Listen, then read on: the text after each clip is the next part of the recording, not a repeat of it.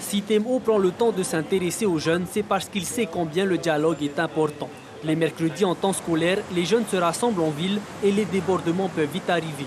Aujourd'hui, ils sont une dizaine de policiers municipaux à être mobilisés. À partir de 11h midi, on remarque déjà une arrivée des jeunes sur le centre-ville, une arrivée par les moyens de transport commun.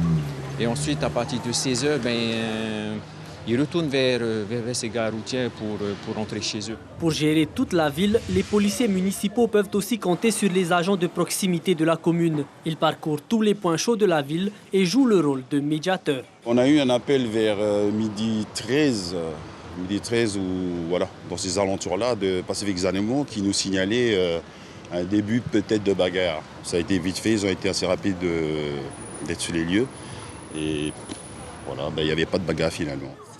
Aujourd'hui, par exemple, c'est au parc Paufey que les jeunes se sont réunis en masse. La DPDJ a repris ses journées récréatives, mais elle a aussi prévu du renfort pour assurer la sécurité.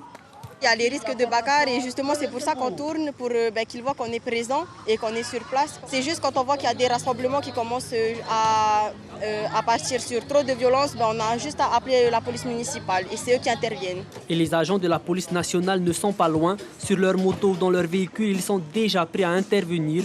Avec ce travail d'équipe et ce genre d'événement, la ville est plus sécurisée qu'avant. Il y a une amélioration effectivement.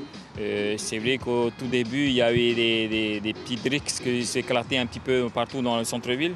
Du fait que la DPDJ ait mis en place ces activités, rassemble effectivement ces jeunes sur un secteur bien précis et qui nous permet justement de mieux sécuriser le secteur.